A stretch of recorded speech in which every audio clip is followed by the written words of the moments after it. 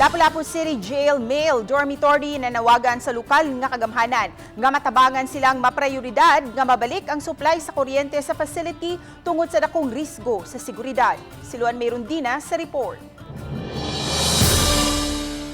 Dayag ang kabangis ni Bagyong Odette sa gibiling danyos ni ini sa Lapu-Lapu City Jail Male Dormitory.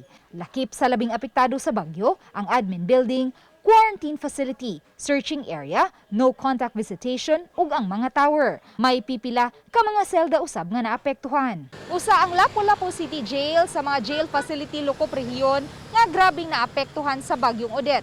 Gani mo kabat sa 2.5 million pesos ang danyos nga nihaguman ni ini.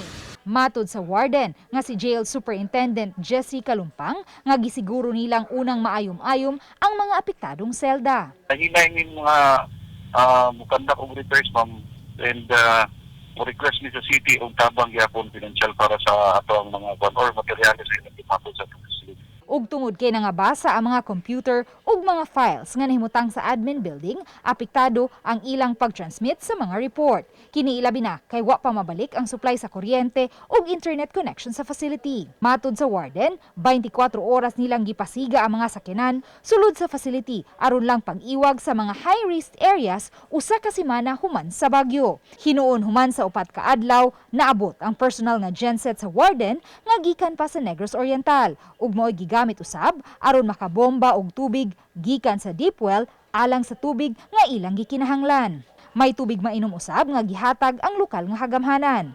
Ang Lapu-Lapu City Jail Male Dormitory may dulan sa 2,000 ka mga PDL kon persons deprived of liberty, busa labing gikinahanglan niini ang steady nga supply sa kuryente. Busa nanawagan sila sa lokal nga kagamhanan nga unta mahatagan og pagtagad ang jail facility nga nahimutang sa suong Mactan.